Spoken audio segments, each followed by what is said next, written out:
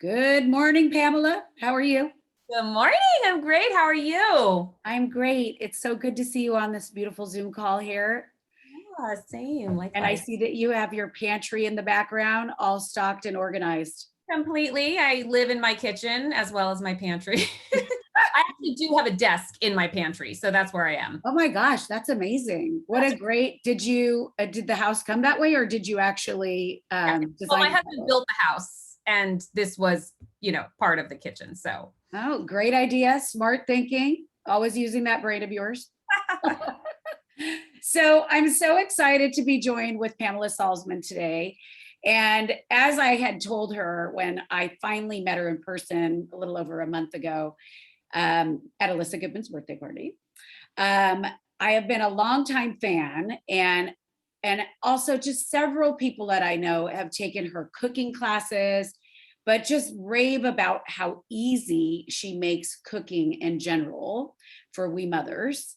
But also she gives tangible tips and tools and is super accessible, just super kind in her delivery. So when I finally met her, I said, oh my gosh, I need to have you on the Opportunity Knocks podcast because we focus on wellness. And I would love to have an author of 2 books, but also a chef.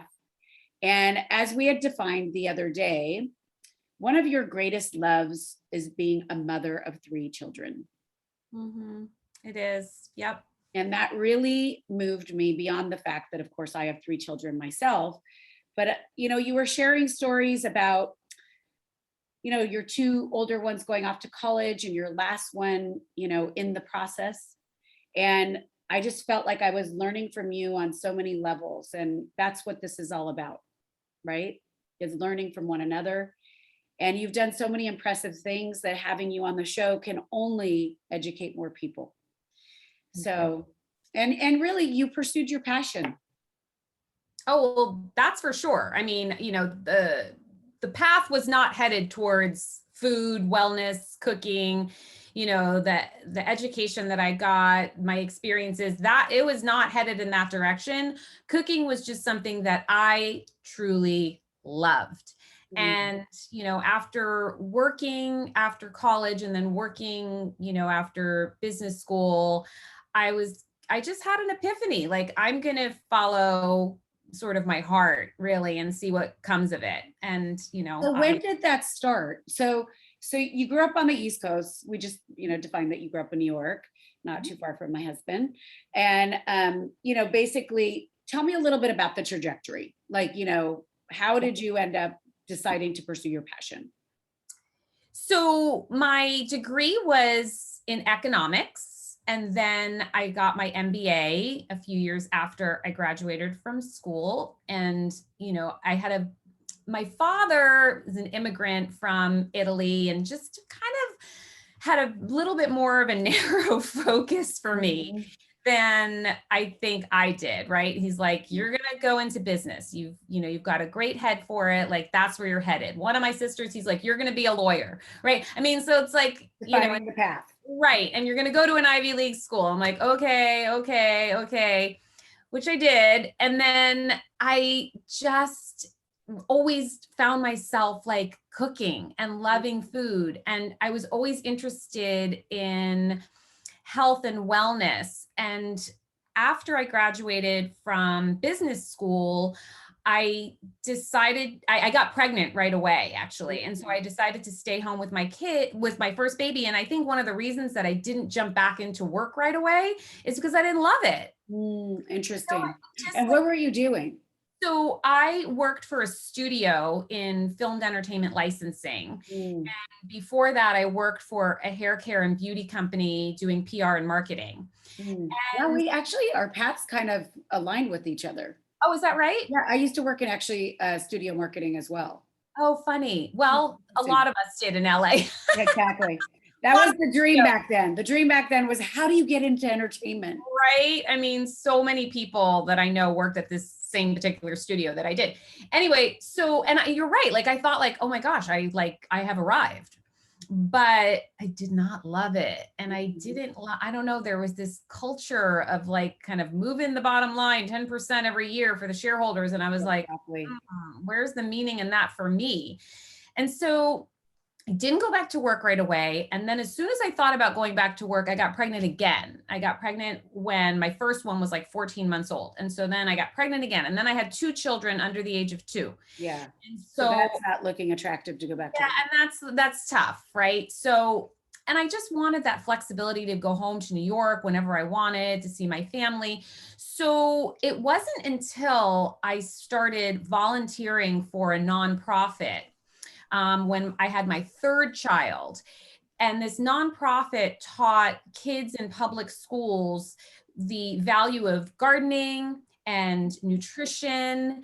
And like, just to make this really a shorter story than it is, that's when I saw there was more of a need Mhm. for educating moms and educating kids. And there was just all this stuff that was happening that I was starting to be exposed to at that time. And I felt like there was this groundswell, right, of kind of interest in where does food come from, and how to cook more healthfully, and blah blah blah. And I didn't want to go back to school and get my master's in nutrition, and I wasn't about to go to medical school. So I started teaching, but Mhm. there's a whole nother story behind that too. So I started teaching people how to cook, and organizing their pantries and doing one-on-one lessons and taking people to farmers markets. And that's when I just felt like I was in the right place. Like it felt so good. And I felt like there was so much meaning to what I was doing. Well, and that's what they say is that the more that you become aligned with what you really are meant to do or living on purpose, right? The more fulfilled you are and the more whole you feel. So it sounds like you finally started following what you wanted to do intuitively versus living out of obligation of like family values or thoughts that they really wanted to impose upon you, perhaps. 100%. Yeah. 100%. Hmm. And your husband helped you during that time, like living out what you really wanted to do? You're like, So, hold on a minute. yeah, I mean, so my husband at the same time was shifting careers too. Oh, wow. That's a lot. He totally shifted careers a little bit before I had this epiphany.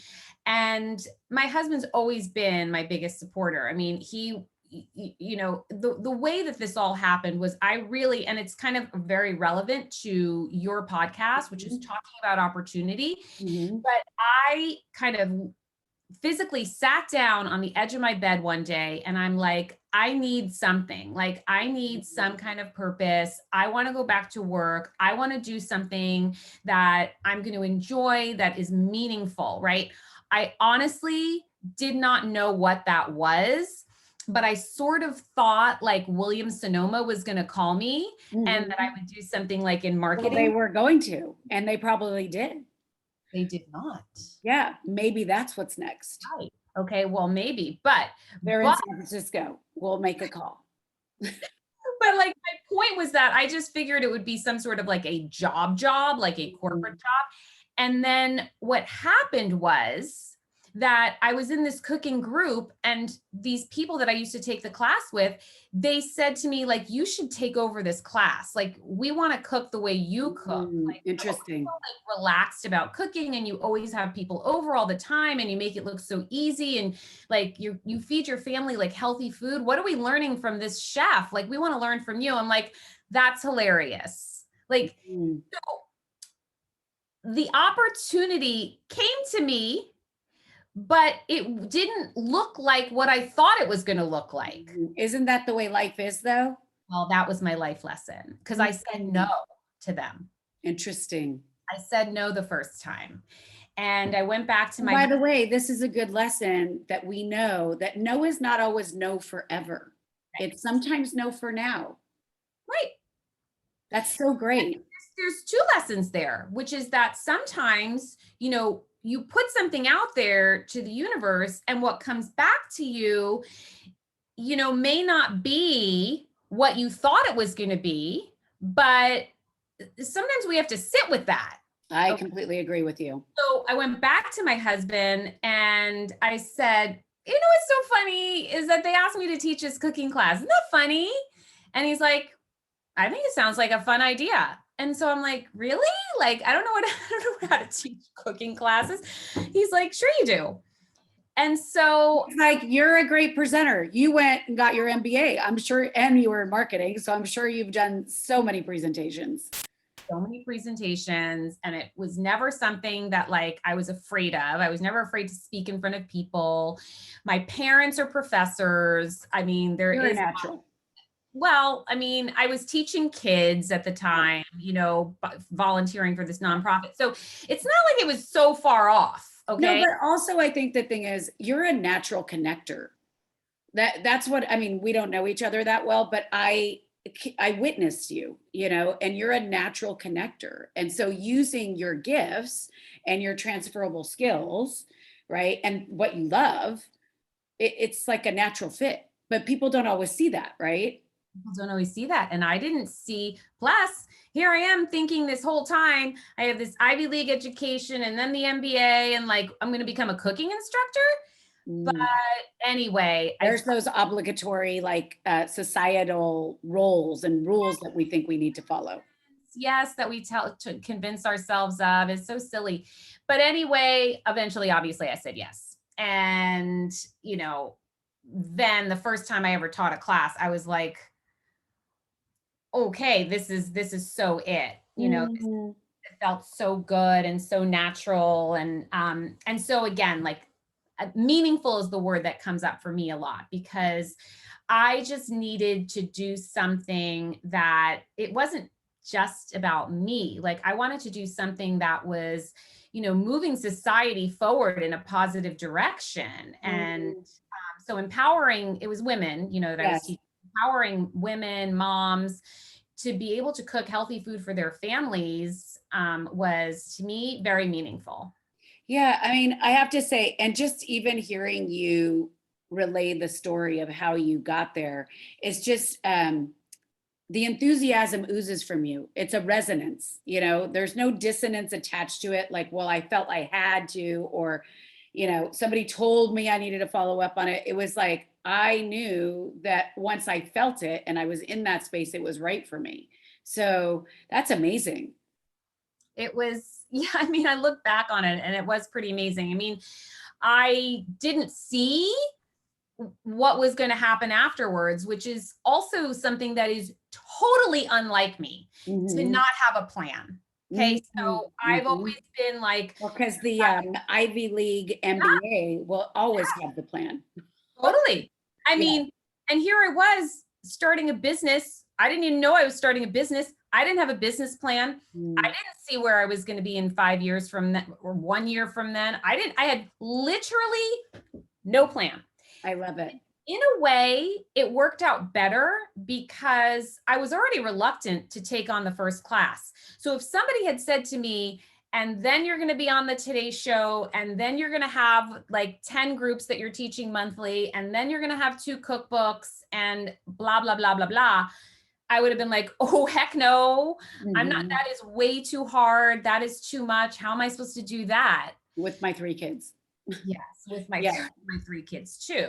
But I mean, it almost worked out better that I had no plan, because sometimes when I think people see they have a business idea or any other kind of an idea, and they see like a really big idea, it can feel overwhelming and it can feel like discouraged, like there's no way I can do that. But you don't start with the big idea, you start small. So you start with the 1 class, and then you grow into it.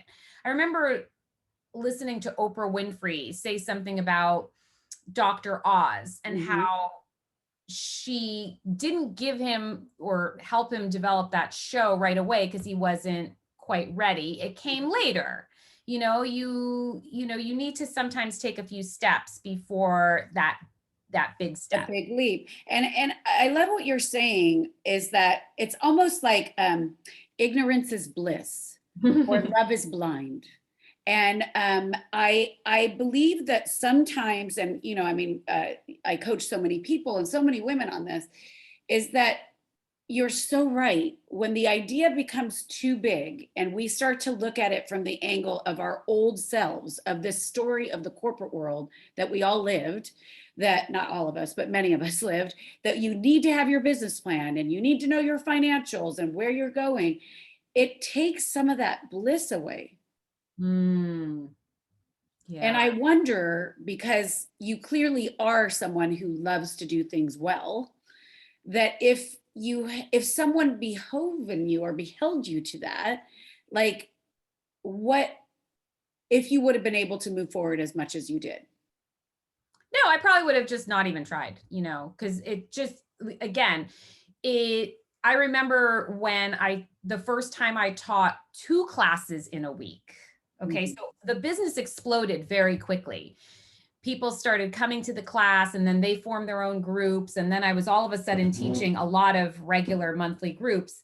And I remember the first time I taught 2 classes in a week and I was like, well, that was crazy. Like, Mhm. what was I thinking? But I just didn't have the support yet. So then I hired an employee and then I was able to make Scale. it work. And, as you know, after a certain point, I was teaching 4 days a week for a long time. So, I sometimes, again, I think that we are also limited, or we limit ourselves because we're afraid, right? I mean, fear is, Yes. it paralyzes a lot of people. We're afraid of failing. We're afraid, like, of putting ourselves out there. I mean, I was definitely afraid of putting myself out there, for Yeah, sure. can you talk a little bit about that? Because I know that I had my own obstacles and challenges with that when I first started Empower, and realizing that we both live in Los Angeles area and going out in our community and what you're opening yourself up to, the ridicule and the openness of really sharing who you are. Can you talk about what that felt like and how you overcame it, and if you still get challenged by it? Sure. It's twofold. Okay. So there is, when people where I live in Manhattan Beach heard that I was teaching on the West Side, they're like, oh, I well, can why don't you imagine. teach in Manhattan Beach? And I'm like, okay, is anybody going to come? So when I first put that email out there, I just did it. I just was like, let's just do it.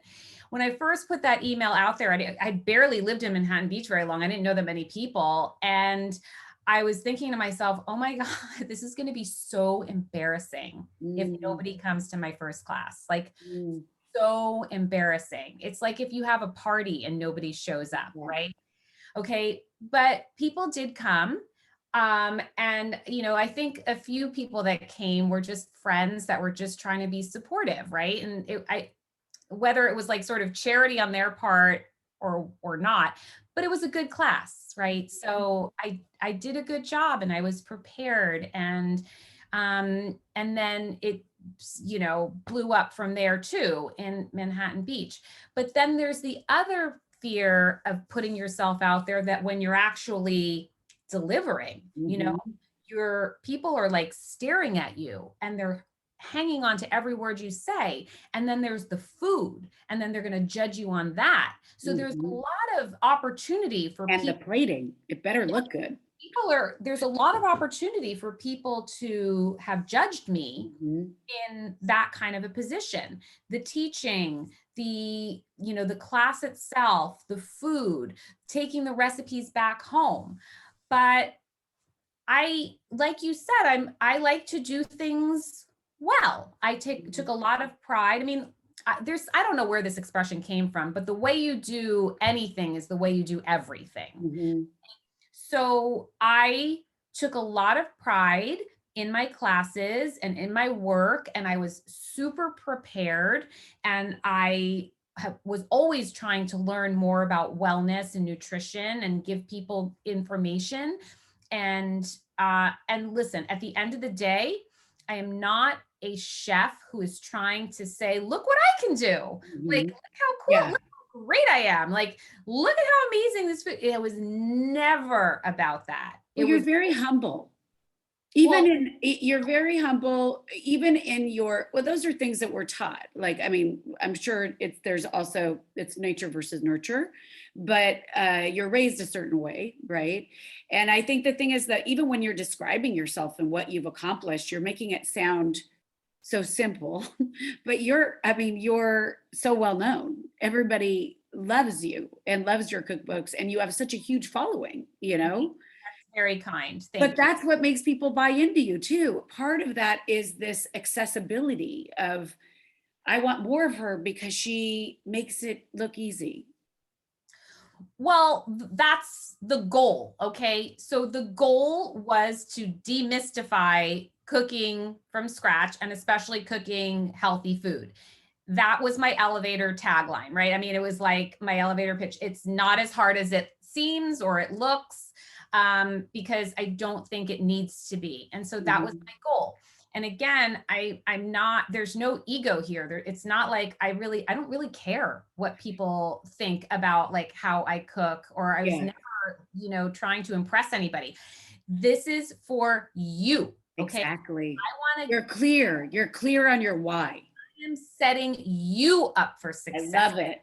I want you to take these recipes and then take them home. And then, because I live in LA, I learned very quickly how to take my recipes and change them 10 different ways for the 10 different diets that people are doing, right? So I developed that skill very fast. How to make it vegan, how to make it vegetarian, how to make it gluten-free, how to make it paleo, how to make it keto, like how to, swap this out for something else. I learned that very, very fast.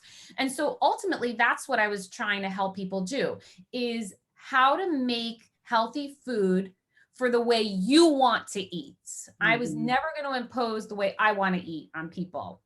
So if you want to be Whole30 or you want to do paleo, like I'm going to help you get there in a healthy way and make it easy for you.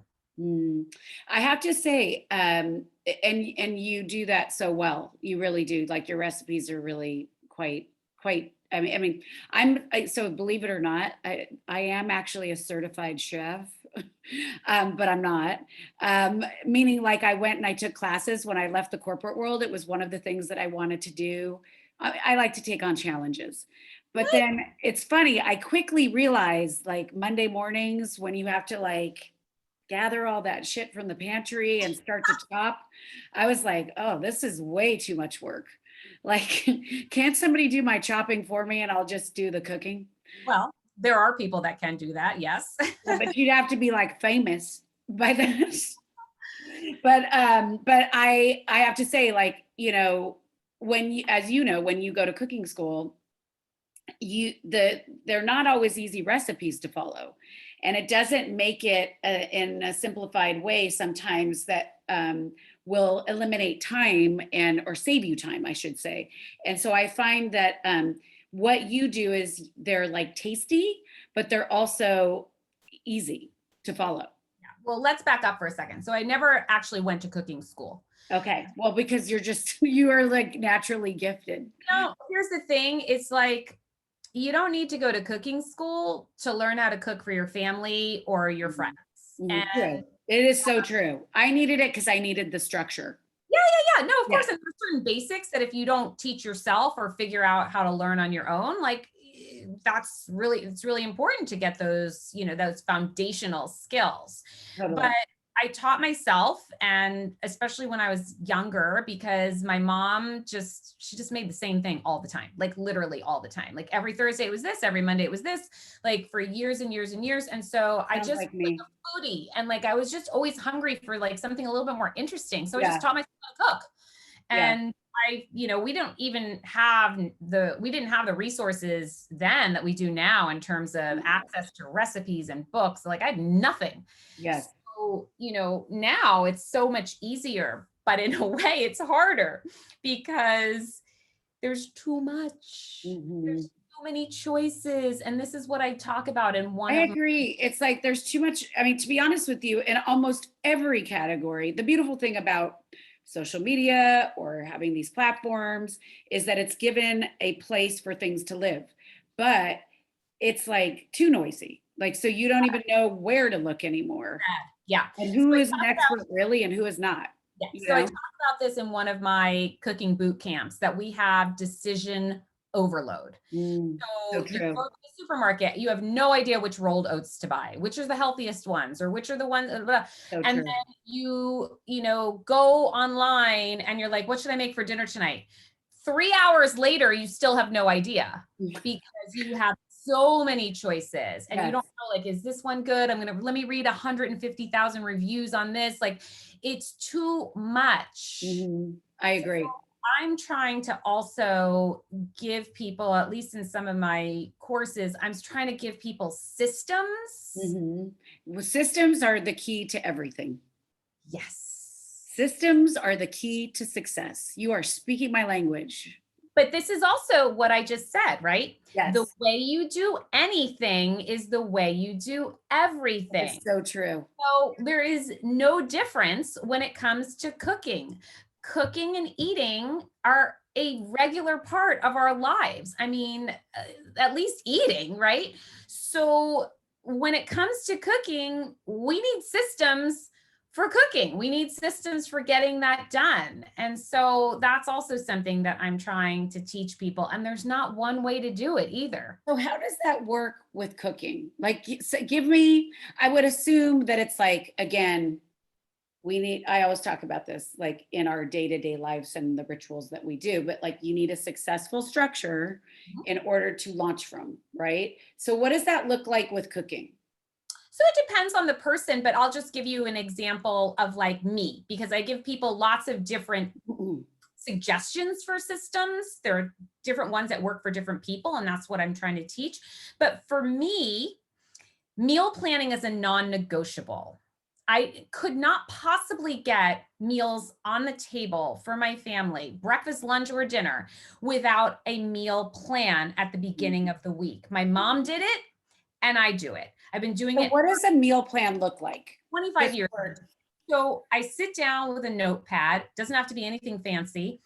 And then every Friday, so this is like my ritual, like every Friday, I look in my fridge and I do what I call the fridge scan. Ooh, I like that. I kind of give a quick thing. And then if you do this every week, it's a 5 to 10 minute exercise. It does not take long, but it also helps prevent food waste, which I'm also a big proponent of, not wasting food. So you see what's in there. You see what's going to go bad. What do you have to use up? You write that in your notebook. Like, I need to use yogurt this week. I need to use cabbage, whatever.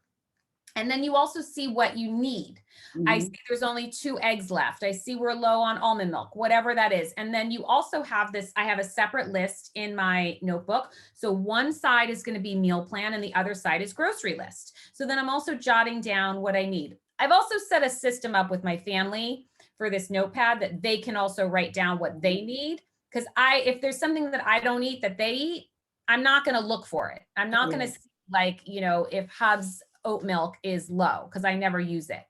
So after I do that, then I also, kind of like look in my freezer. And one thing that I've been encouraging people to do after the pandemic is try and use something from your freezer once a week, because a lot of people's freezers are just like packed to the deal they don't use. Yes, like just deal with some of that stuff that you bought because you thought we were going to have a food shortage, right? Or because you were going to the market once a month. Exactly. Like, use some of those frozen vegetables or whatever. So after I do that, then I just kind of come up with my meal plan for the week. And I looked at the calendar and I'm like, oh, well, my husband's going to be gone this night, so I'll make something that he doesn't like, that I like, or, we're going out, I'll make something for my son. Or when I used to work sometimes at night, then I would know, okay, I have to make something in the slow cooker that night that they can just like pull out.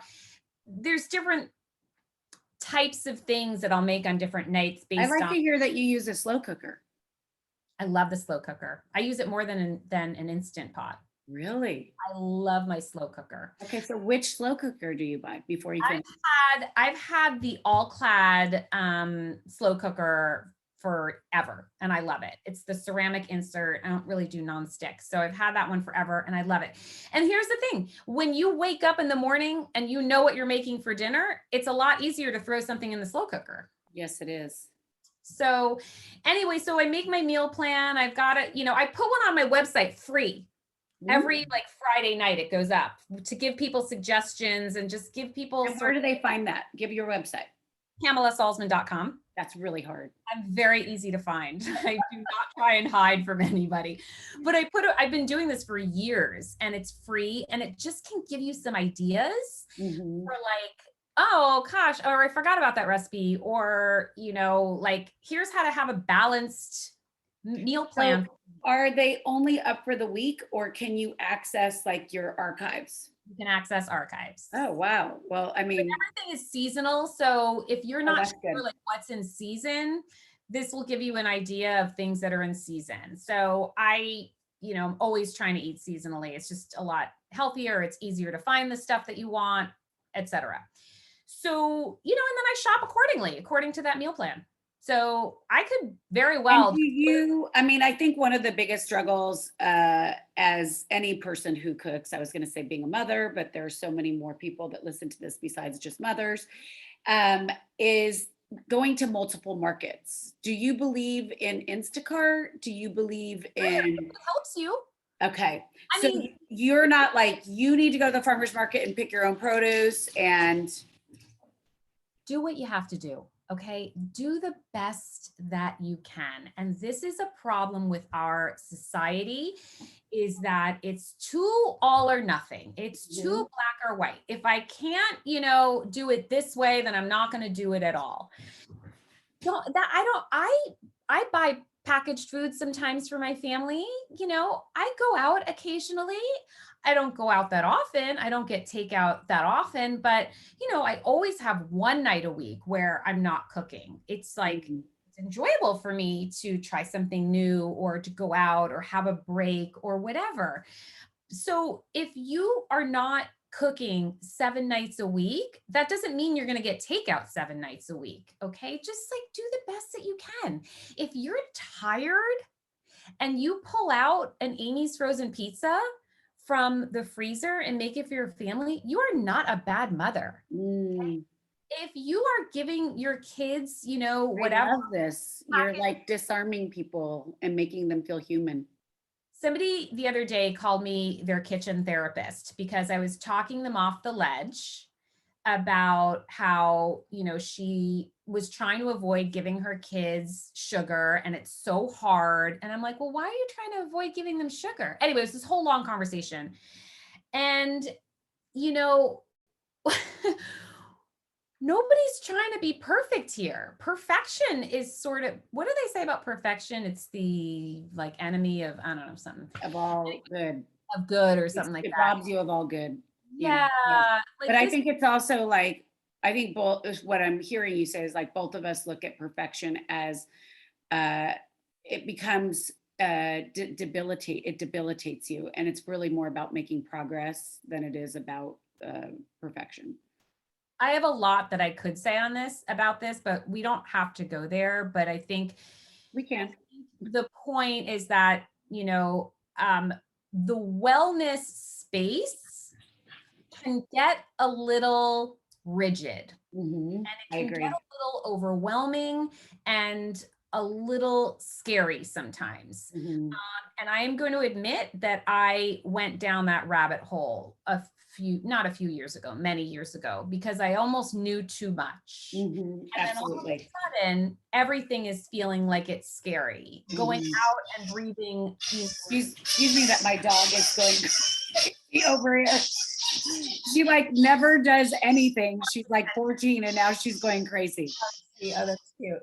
But literally like drinking water at a restaurant was like giving me anxiety, and eating food outside of my home was giving me anxiety. And then like that's kind of doing the opposite of what we're all trying to do, which is to live a healthful life, right? Then all of a sudden I have anxiety and I have like stress, and that's not, believe me, that's creating plenty of inflammation. So I guess at the end of the day, we can only do the best that we can with the resources that we have, but also there needs to be room for pleasure and joy in food.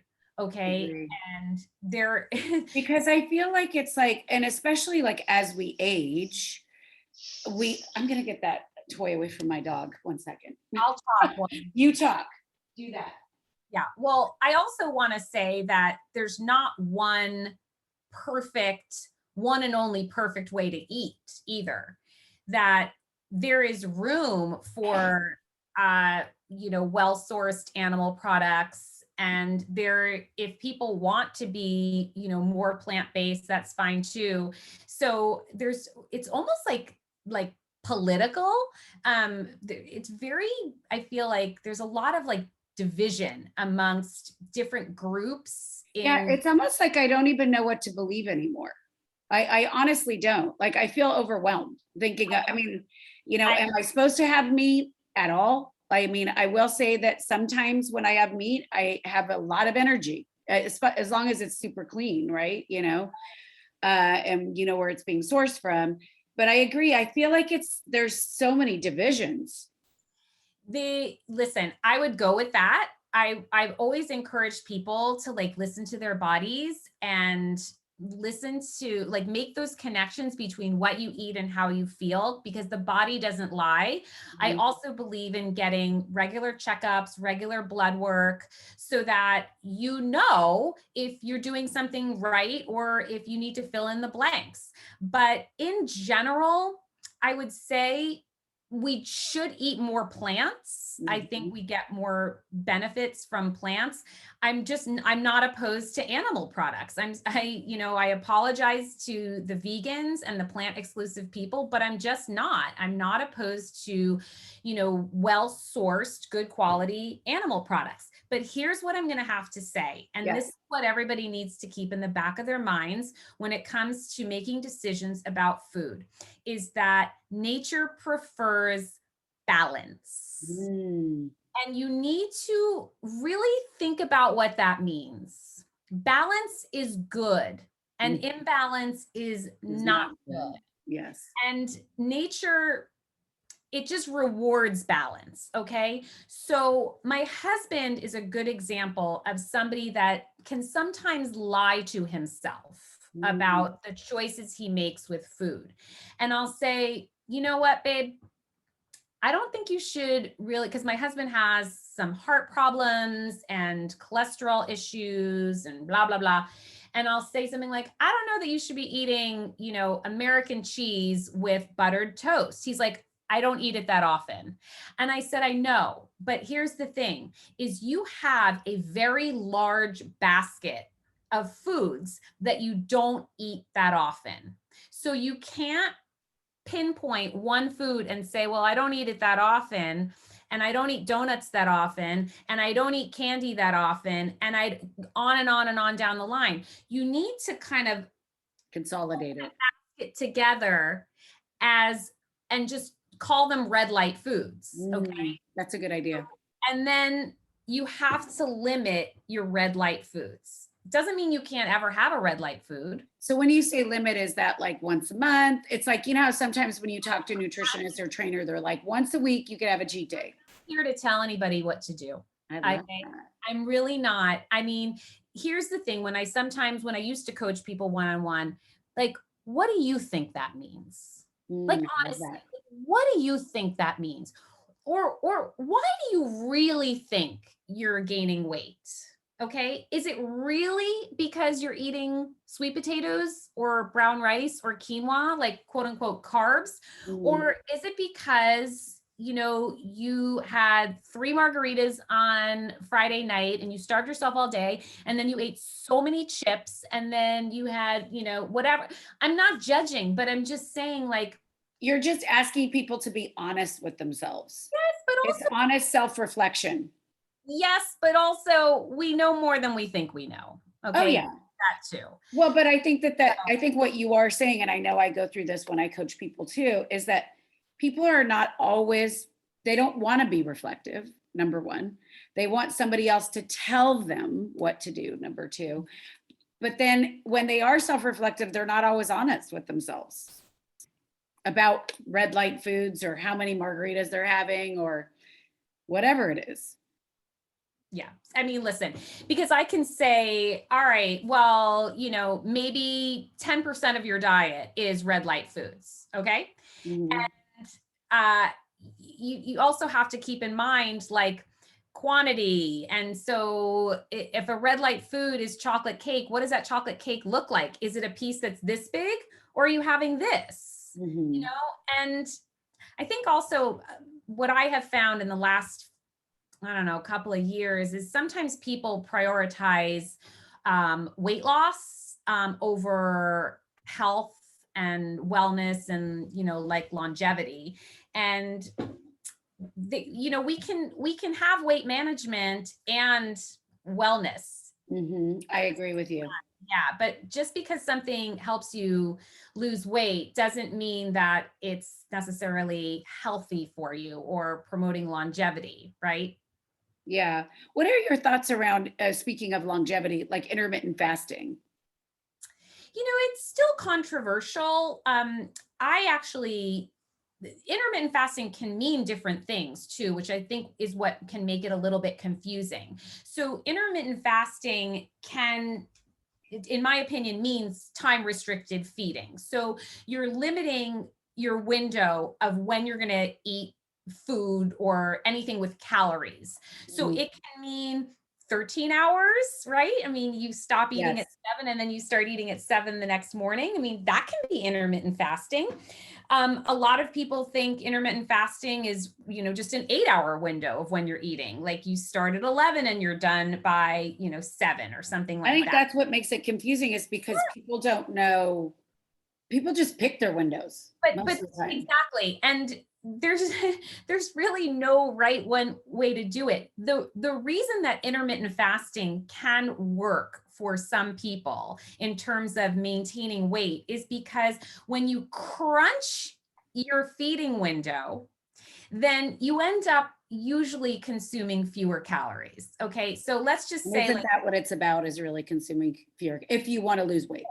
Yeah. right. But there's nothing kind of magical about stopping eating at a certain time and starting at another time. I mean, there's no like, I mean, there have been some studies that have shown that your blood sugar is a little, you're a little bit more sensitive, you know, earlier in the day. Yes. So that's a good thing. But and sometimes people can sleep better if they're not going to sleep on, you know, a full I, stomach. mhm. There's that. I mean, I think there can be an argument made for digestion, just like Yeah, giving your digestive system like a break for exactly. part of the day, right?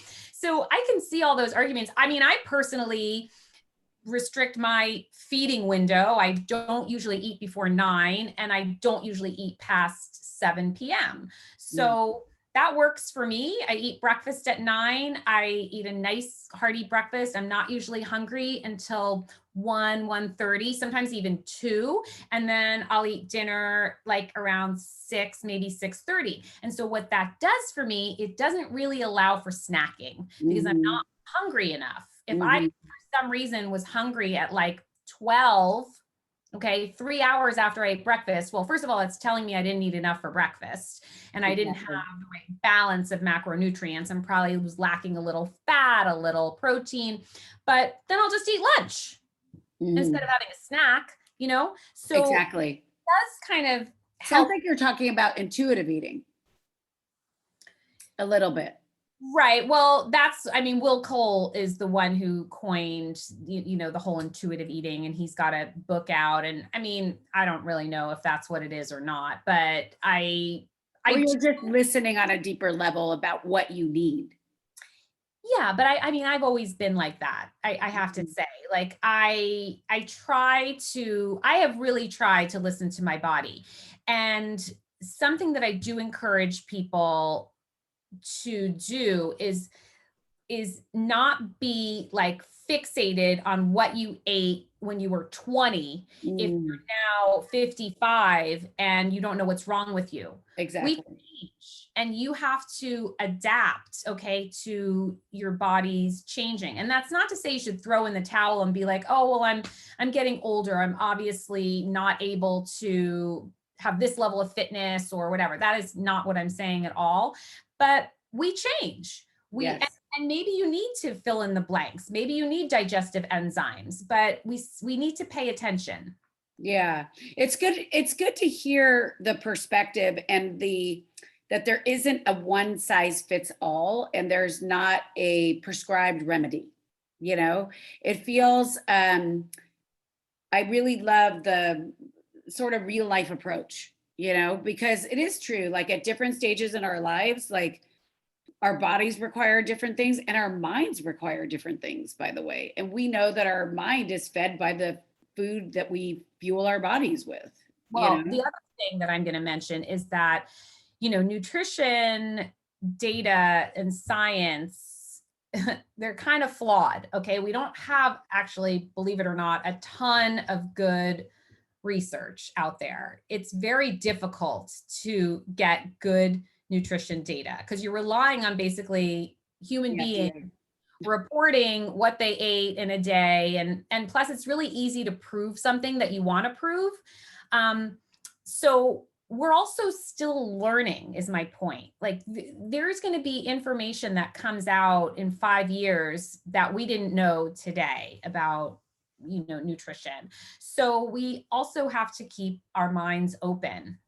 Yeah, I completely agree with you. So, I mean, this is such a meaty topic and we could talk for so long. And I'm so interested in so much of what you're mentioning and saying. I do have a question for you around, the decision to write the books, and writing a book is no easy feat, as we know, and how that came about and how you decided to tackle it. Because even me myself, I know I have a book idea I've had for a while, but it requires discipline. And unless you're going to hire a ghostwriter, which you can, and there's zero judgment in that. But like, I know in my case, I want to at least start it myself. And so talk to me about that. Yeah, writing a book for me was something that a friend of mine encouraged me to do. Okay. So this was like probably about 2015. And she said, why don't you have a book? I'm like, I don't even know how to do a book. Like, I don't know the first thing about how you get a book published. And I mean, at least for cookbooks, you do need an agent. Mhm. If you want to get your proposal to be read by publishers. You can self-publish. I mean, there is that avenue, but that's very expensive. And, it wasn't something that I wanted to do. So my friend introduced me to her book agent, and I was about to be on the Today Show in a couple of weeks. And so the agent was very interested in that. Like that was something that she wanted to time. And so she told me to, write a proposal and give it to her. And I did. And so she's like, oh my gosh, you are so off the mark with what makes you unique and what's going to be interesting about you to an editor. So this is what you're going to do. And this is how good agents operate. Okay. Mhm. So she made me redo my proposal. I worked on it so hard, and she was right. So I resent it to her. She's like, great, great, great. I want this on people's desks the morning that you are on the Today Show. So I had to turn a proposal around pretty quickly. It was probably like a 2-week thing. And so that's what we did. And she submitted it, and she goes, you're going to get, almost everybody's going to say no to this, by the way, but all Mhm. we need is one Yeah. yes. And maybe if we are lucky, we'll get 2. She seems amazing, by the way. Hmm? She seems amazing, Oh, by the she's way. great. My book agent is great. My literary agent is great. So she's like, I'm not going to tell you who says no, but this is, kind of what we're hoping for. And we got 2 yeses. So it was so exciting. Amazing. It was Yeah. so exciting. It's so exciting. And then you realize you have to write the book. Mhm. You're But like, this is oh, life. wah, Like wah, wah. you hope for this to go through. You want this deal. You want blah, blah, blah. And then you're like, oh my God, now I actually have to do it. It's like when I first got the opportunity to be on the Today Show, I'm like, oh my God. Like I hit the jackpot. Oh my God. And I was so excited. And then I'm like, oh my God, I'm going to be on the Today Show. Like, it was like, oh my God. Huge deal. So it was just nerve wracking, right? So anyway, and so then we started that process, and I did the book, and I photographed it, and I hired a whole team, and I had a really good friend of mine, Candace Nelson, who started Sprinkles Cupcakes, and she was Oh, wow. reading Amazing. her first book at the same time. I mean, before me, but she's like, come to one of my shoots. I want to meet, I'll introduce you to my photographer, and like, you'll see how we do this, and blah, blah, blah. And I ended up hiring her photographer. And that was great. So, I learned a lot. And I had a great team helping me. And then little did I realize that promoting the book was more work than Writing it and writing the book. Mhm. And It's a marathon. it sure is. I mean, you can almost not do enough. There's an unlimited amount of work that you can do to promote your book, and they don't give you any marketing, really. I mean, they say that they're going to, but the publishers really don't. So you can, I did have a very successful book tour, and I was really happy, and I met so many great people, and I was in a lot of different cities, and it was great.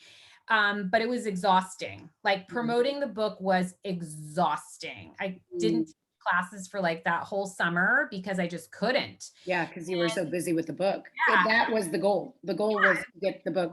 Yeah. Of course. And then my agent, like a year later, was just like, I think you can write another book now. And I'm like, okay.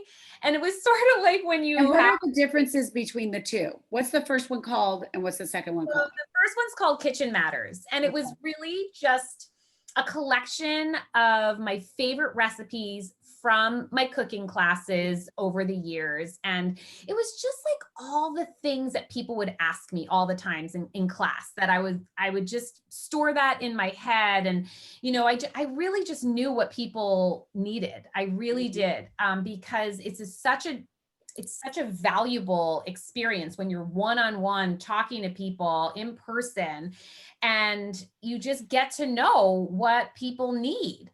And so that's how that book came about. And then the second book came about because I was teaching some recipes in a class that were, I think, a little faster than usual.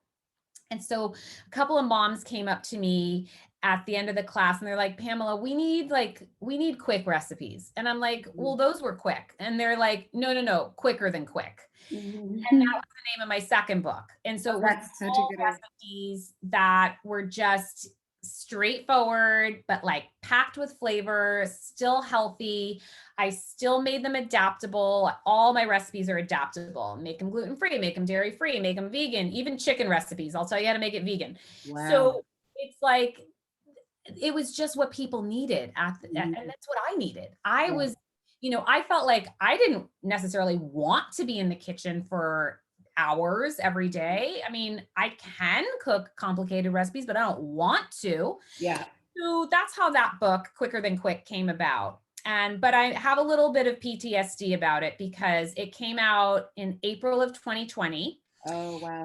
And the entire book tour that I spent hundreds of hours putting together was canceled. Oh my God. That's so hard. It's like this labor of love, and you basically bring it to life, but yet don't have the audience to share it with. And in that vein, I know that it's difficult with books because it's about timing. Yeah. There's no way to sort of bring back a book tour, given the situation. I don't know. I mean, I did a little bit of media afterwards. I did some satellite TV spots. Almost like a relaunch. Right. But a lot of people who probably would have come to a book event, have already bought the book. But people love to meet the author. That's the connectivity component. That's what we're talking about before the call. Yeah. Yeah. So I don't know. I got to think about it, but I'm going to put that on the docket as a thought, as a follow-up. Well, I have a couple of other book ideas in my head, but then I think to myself, it's kind of like when you have a baby, like you don't remember a couple of years afterwards, like that it's like a That's ton. why you keep going back. Exactly. People always ask that. They're like, you get so sick when you're pregnant. Why did you have another? I'm like, I don't know, because like somebody was missing. Totally. Exactly. So, Well, I have one last question for you, and it's actually the one that I ask every single person that is on this podcast, and that really is, can you talk to me a little bit about what your top 5 core values are and how they guide you in your life? hmm. Um, Authenticity is like that's everything to me. And not just because I want to be real with people, but also I don't see how I could live my life any other way. Right. So I see that's, that about you. thank you. You're a really good judge of character, is what I see. Yeah, that's probably true. I see that. It is funny, like when we had our first conversation with one another, I, like we connected on a bunch of different conversations that evening, but I remember there was this point in time where I felt like, I'm like, oh, she's assessing me, like where we fit. And, but I'm the same. So it's a beautiful match. Yeah. I mean, I can't imagine being, any other way personally. Love is another core value. I kind of don't see what the point is of being here if we can't give and receive love. Mm, And also, I like to make decisions based on love, whether it's what I'm going to put in my body or decisions I make or relationships. Like I feel like a lot of us are missing love, that's so beautiful. I agree with you. different ways. Um, family, Mhm. family is really everything to me. Which links back to like something that you were saying, about how important your family is to you. Beautiful. Yeah, I just get a little choked up because, I lost my dad a Mm. couple of years ago. Anyway, I'm here with you. And I yeah, get it. so, I mean, so that's Hard. where So that's hard to lose a parent and a family member. And it's irreplaceable, but it's also a pain that can never be denied. It just resurfaces. yeah, I mean, like, then that's why I am who I am. I mean, like, family was the biggest part of our lives, and it's the most important thing to me now. Mm. So just, having a relationship with my children and, making sure they know that they're loved and just the connections between my kids and us is just everything to me. So I've always really put a value, on family. Mm. It's so beautiful that your family gave you that gift and that you are imparting that same gift to your family. Because often, generationally, people don't always pass that down. And it's beautiful that it's such a priority for you. Oh yeah. I mean, and it is for my husband too. And I think that's one of the reasons I knew that we could have a life together is, he grew up with that sense of family as well. And that's what he wanted too. So anyway, so I think that's, it's something That's that a we, really good point too, because I mean, honestly, like a lot of times people don't think about that when they're making choice related to their spouses or partners or whatever. And it is so true that when values can coincide with one another, it's not only just a match for yourself, but it makes a match for both people. yeah, absolutely. Um, I don't know that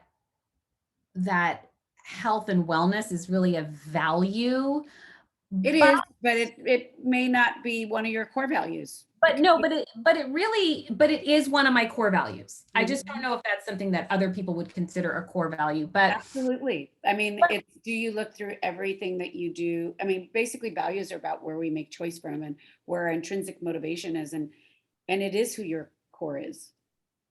It's yeah, how you make every choice every day. and it's like, it's always going to be a journey for me. I'm always trying to learn more, but it is important to me to, to honor my body. And I am going to do the best that I can to live as healthful a life as I can so I could enjoy it, but just to be there for my kids later. And my father always taught me, he's like, if you don't have health, like, what do you have? So Mhm. it's important to me. Mhm. And I know it's important to a lot of my students, and I'm trying to support them on, that journey as well. Yeah, well, and I think that, again, this goes back to being clear, is that you're super clear about who you are and what you're bringing forward and your why, right? And so when you have that kind of clarity, um, it only breeds more fulfillment and success within yourself and for others. So Mhm. it's really beautiful. Thank you. Anything else that you want to share as far as values go? Well, I just think, integrity and just being, honest with my, in as far as my business goes and in my relationships. And, it's important to me that I have people in my life that have integrity and are, have are good judges of character as well. Mhm. So, that's And always, authenticity, integrity go together well, often. that's true. Yeah. Mhm. Yeah, often. I mean, it's also based on the definition that the person has for themselves. Yeah. So, but I just really want to thank you for your time today and for being and bringing your authentic self and bringing all your amazing gifts to the world, because we're just lucky to have people that want to bring more love to others. And I thank you for your time. Thank you. This was an absolute joy to chat with you about many of my favorite things. But Of course, of course. Oh, one last question. What's your favorite restaurant? oh gosh, I've many. So in New York, I love Loring Place. Uh-huh. And then in LA, I love Jelena, but I I'm love about to go to Selena. Mother Wolf in a couple. Oh yeah, Mother Wolf. I've been wanting to go. Yeah, I happen to be up at midnight when the reservations refresh themselves, so I scored. Oh, you're so lucky. I feel like I need to go because it's my name, Mother Wolf. Anyways, well, can you please leave everyone where they can reach you and any specific information, since you have all these online monthly classes? I know people would love to take them. I'm not teaching in person anymore. I mean, since the pandemic happened, so everything's online. I do a monthly class. There's so many great people that take that. And then I do a Zoom once a month just to like touch base with them. And if they have any questions for me, we all kind of chat about anything. But then, the classes are self-paced and you can watch it on your own time. And then I have a ton of boot camps, like 7 different boot camps that are 4-week courses. Again, you watch on your own time if you want, or watch it with me. But everything from like, entertaining to raising kids that are healthy eaters to being just a beginner cook. I've got something for everybody. And it's very easy to find me. Every single handle is PamelaSalzman.com or at Pamela Salzman. And that's with a Z. With a Z, no T. That's right. I like it. Well, again, thank you for your time. And I know that we will just continue to blossom this relationship, and I look forward to it. Thank you. It was great to be with you.